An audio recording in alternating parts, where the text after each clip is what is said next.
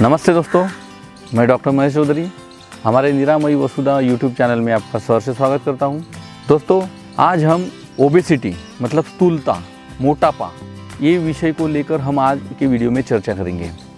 लोग मोटे क्यों होते हैं, मोटा होने से क्या फ़ायदा तो कुछ नहीं है, नुकसान क्या है वो आपको जानना ज़रूरी है, ताकि आप परहेज़ करेंगे और मोटा होने से बचेंगे। क्योंकि मोटा होंगे तो सब बीमारी आपको, जैसे शक्कर को चिटिया लगती है वैसे ही आदमी को या फिर ओबेद आदमी को, मोटे आदमी को बीमारियां जकड़ लेती हैं।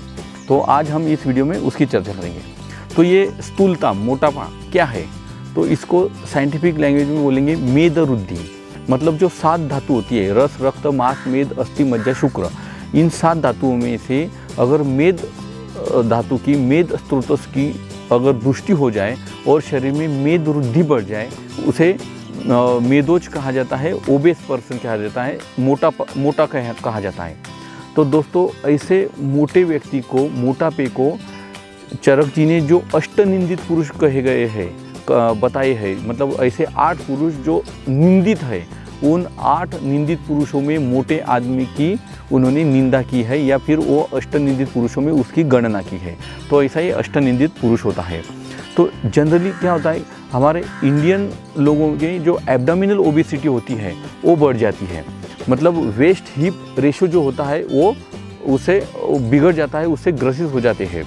इसी के साथ में मोटा होने के साथ में जो ट्राइग्लिसराइड्स और एलडीएल नाम का जो कोलेस्ट्रॉल होता है वो बढ़ जाता है, और जो काम का कोलेस्ट्रॉल होता है एचडीएल वो कम हो जाता है।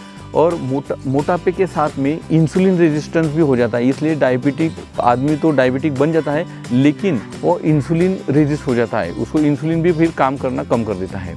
तो और मोटापे के साथ में डायबिटीज़ और हार्ट डिसीज़ बहुत जल्दी हो जाता है, होने के बहुत ज़्यादा चांसेस होते हैं। इसके साथ में चाइल्डहुड ओबेसिटी जो होती है, ये चाइल्डहुड ओबेसिटी आजकल की chocolates, pizza, burger, fast food, ये सब चीज़ें खाने से भी चाइल्डहुड ओबेसिटी हम देखते हैं। जो बचपन में ही बच्चे जो मोटे बनने लगते हैं वो इसी की वजह से होता है। और उसके पीछे भी और बहुत सारे कारण हैं कि वो ग्राउंड पे कम खेलते हैं और घर में कंप्यूटर, मोबाइल, लैपटॉप, ये चीज़ें पे ज़्यादा खेलते रहते हैं, इसलिए भी उनको चाइल्डहुड ओबेसिटी होती है। बॉडी मास इंडेक्स, ये और एक अलग मैटर है। बॉडी मास इंडेक्स ये क्या होता है, तो आपका जो वेट होता है, weight in KG divided by height in square metre, इससे ये कितना है आपका, आपके एज के हिसाब से, आपके वेट के हिसाब से, उस पर भी आपका बीएमआई डिपेंड करता है। और ये बीएमआई ही आपको बताता है कि आप नॉर्मल है, स्लिम है या मोटे हैं। तो ये जो बीएमआई होता है, ये नॉर्मल 18.5 टू 24, ये जो होता है ये नॉर्मल होता है। और अबोव 25 टू 29 जो है ये मोर देन आइडियल होता है, मतलब आप मोटापे की तरफ बढ़ गए हैं। और जो अबोव 29 होता है इसका मतलब आप ओबेस है। तो ये ऐसे बीएमआई से हम कैलकुलेट कर सकते हैं कि आप मोटे हैं कि नहीं हैं। इसके पीछे जो मॉडर्न साइंस कारण बताता है, उसके पीछे हेरिडिटरी है, मतलब अनुवंशिकता होती है, और जो हार्मोनल इम्बैलेंस होते हैं, जिसमें थायराइड और पिट्यूटरी, सुप्रारिनल ग्लैंड, इनके सिक्रेशंस के इम्बैलेंस की वजह से भी मोटापा आता है। उसके कारण जो बेसल मेटाबॉलिज्म होता है वो डिक्रीज हो जाता है, इसलिए शरीर में फैट का पचन होता नहीं है, और कच्ची फैट जो होती है, अनडाइजेस्टेड फैट, वो शरीर में डिपॉजिट होने लग जाती है। वो 3-4 जगहों पे डिपॉजिट होती रहती है, मैं इसका आगे आपको बताऊंगा ही। तो इसलिए आदमी मोटा हो जाता है। इसके लिए जनरली जो ट्रेंड है, लोग क्या उपाय करते हैं, तो इसके लिए डाइट करते हैं, ज़्यादा चलते हैं, जो कि वर्जित है मेदोज पेशेंट में, व्यायाम ज़्यादा करते बैठते हैं, कुछ तो बेरियाट्रिक सर्जरी करते हैं, मतलब स्टमक को काट डालते हैं, उसकी कैपेसिटी कम कर देते हैं, बेरियाट्रिक सर्जरी करते हैं। और कुछ तो आगे जाकर फैट सक्शन भी करते हैं, लाइपोसक्शन, मतलब जो चर्बी है उसको स्किन के नीचे से खींच लेते हैं, ऐसी सर्जरी भी करते हैं। तो ये ओबेसिटी जो होती है, ये अति स्थूल पुरुषों के क्या दोष होते हैं, तो इसके अष्ट दोष कहे गए शास्त्र में।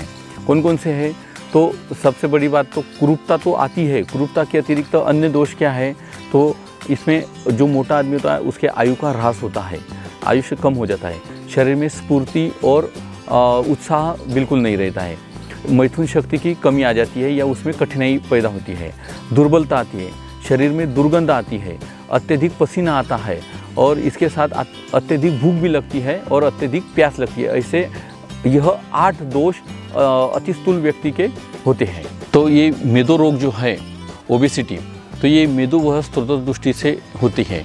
इसके पीछे क्या कारण है, मेदोवह स्त्रोत क्यों दुष्ट होता है, इसके क्या कारण है? तो शास्त्र में कहा गया है, अव्यायामाद दिवा स्वप्नान मेद्यान्नाम चाति भक्षणात मेदोवाहिनी दुष्यंतीम भुक्त्वाम च स्वपताम च दिवाम। चरक विमान स्थान में 5वें अध्याय में 23वें श्लोक में ऐसा कहा गया है। इसके अलावा अचिंतया हर्षणेन ध्रुवम संतर्पणे च नित्य स्वप्न प्रसंगाच नरोवराह इव पुष्यति, ऐसा भी कहा गया है चरक द्वारा। तो पहले श्लोक की बात करेंगे। अव्यायामाद मतलब व्यायाम न करना, दिवा स्वप्न दिन में सोना और पसीना बिल्कुल नहीं आने देना, और अति भक्षणात ज़्यादा खाते रहना, इस वजह से मेदोवह स्त्रोत की दुष्टि होती है। और अचिंतया मतलब किसी बात की चिंता न करना, सदा खुश रहना, ये भी कारण है मोटा होने का। तो और सदा ही संतर्पण जन्य पदार्थों का सेवन करते रहना और ज़्यादा सोते रहना, ऐसे आहार विहार करने से पुरुष जो होता है वो वराह मतलब शुक्र के माफिक वो पुष्य होता जाता है, ऐसा शास्त्र में कहा गया है। तो ये जो मेद संचिति होती है वो उदर पे होती है, उर मतलब स्तनों में होती है, उरु जंघा में होती है, नितंब पे होती है और हस्त में होती है। ऐसे 5 जगह पे ये फैट डिपोजिशन होता रहता है। इसके लक्षण जैसे कि आलस्य, श्वेत प्रकृति और जरा से श्रम से ही आदमी को धाप लगने लग जाती है, ये लक्षण मेदो रोग में पाए जाते हैं। माता पिता के रजोवीर्य स्वभाव के कारण, मतलब जिसे हेरिडिटरी जीन्स द्वारा कहते हैं, वो भी एक कारण इसके पीछे होता है। अतिस्थूलता के परिणाम, अभी अतिस्थूलता के क्या परिणाम होता है? तो शरीर में केवल मेद बढ़ता है और अन्य धातु क्षीण होते जाते हैं। शरीर में भारीपन आता है, स्फूर्ति, वेग और उत्साह कम होता है। मेद दृष्टि से अधिक पसीना आता है और अधिक पसीने से शरीर में दुर्गंधि आती है। अग्नि और तीक्ष्ण हो जाता है, कोष्ठ में वायु की प्रचुरता हो जाती है। इस वजह से अग्नि जो होता है वो वायु के साथ में वायु उसको संदूषण करके ज़्यादा भूख बढ़ा देता है, इसलिए मेदोज व्यक्ति में ज़्यादा भूख लगती रहती है। और इसके साथ में ये जो दुष्ट चक्र है, जैसे कि शरीर में फिर मेद बढ़ता है, मेदों से स्त्रोतों में अवरोध आता है, उसके बाद में कोष्ठ में वायु रुक जाती है, वो वायु जो होती है वो कोष्ठ में और जठराग्नि में विचरण करती है और अग्नि को और प्रदीप्त करती जाती है। अग्नि को प्रदीप्त करती है और भूख लगती है, भूख लगने से और आदमी ज़्यादा से ज़्यादा खाता रहता है। खाने से ये वायु जो आहार होता है, ये वायु आहार को सुखा देती है और वापस अग्नि प्रदीप्त होती है, जल्दी ही आहार को पचा डालती है, बार बार अधिक क्षुधा लगती रहती है और बार बार आहार की आकांक्षा होती है ये मेदोज व्यक्ति को। जैसे कि जंगल में आग लगती है और जंगल की आग जंगल को नष्ट कर देती है, वैसी ये वायु कुपित होकर ये शरीर को पूरा जला डालती है और पूरा मेदोज बना देती है। और इससे फिर प्रमेह, मधुमेह, विद्रदी, एब्सेसिस वगैरह, carbuncle, BP, heart attack, heart diseases, ऐसी सब बीमारियां शरीर में उत्पन्न होने लगती है। तो ओबेसिटी में क्या है ट्रीटमेंट? जैसे कि हमने वीडियो के स्टार्टिंग में ही बताया कि लोग व्यायाम करते हैं, बहुत चलते हैं, क्या क्या तरह के डाइट करते हैं, क्या क्या सर्जरी करते हैं। तो इसमें मेन ट्रीटमेंट है कि आप आपके आहार पर नियंत्रण कीजिए, यही एक मेन चिकित्सा है। अपतर्पण जन्य आहार द्रव्यों का जो पचने में जड़ है, जिससे आपको कम से कम कैलोरी मिले, ऐसे जिसमें सार भाग बहुत कम है, ऐसे पदार्थों को आपको सेवन करना चाहिए। रुक्ष और कठिन आहार द्रव्य जो होते हैं, जैसे यव, कुलत्थ, नाचनी, वरी और बाजरी, ऐसे पदार्थ आपको खाने चाहिए। मध को भी आपको पुराना वाला जो मध होता है जो कर्षण करता है, लेकिन जो हमने हमारे शहद के वीडियो में बताया वो लेना चाहिए। सुबह सुबह गर्म पानी पीना चाहिए, दिन भर भी पिया तो चलेगा। गर्म पानी में नींबू निचोड़ के उसमें 2-3 चम्मच पुराना शहद डाल के आप उसको पी सकते हैं, इससे भी मेद लेखन होता है। कटु तिक्त द्रव्य सिद्ध जल पीना चाहिए, जो भी कटु तिक्त द्रव्य रसात्मक द्रव्य होते हैं उसका जल सेवन करना चाहिए। गर्म पानी तो पीना ही चाहिए। उसके साथ में रात में जागरण करना और व्यायाम, ये चीज़ें आपको करनी चाहिए, जिससे कि आपका मेद पच जाए और कम हो जाए। तो इसमें चिकित्सा से ज़्यादा पथ्य और अपथ्य ज़्यादा है, चिकित्सा कम और पथ्य ज़्यादा परहेज करना पड़ेगा। गोमूत्र सेवन से भी लेखन कार्य होता है, गोमूत्र सेवन से भी ओबेसिटी कम होती है और स्त्रोतो शुद्धि होती है, स्त्रोतो अवरोध दूर होता है। औषधियों में जैसे शिलाजीत और गुगुड़, ये कर्षण करने वाले द्रव्य होते हैं। मेदोज रोग में होता क्या है कि ज़्यादा पसीना आता है, पसीना दूर करने के लिए लोग पसीना आए नहीं, इसके लिए एसी में रहते हैं, फैन के नीचे रहते हैं, उससे पसीना कम निकलता है, कम निकलवाते हैं।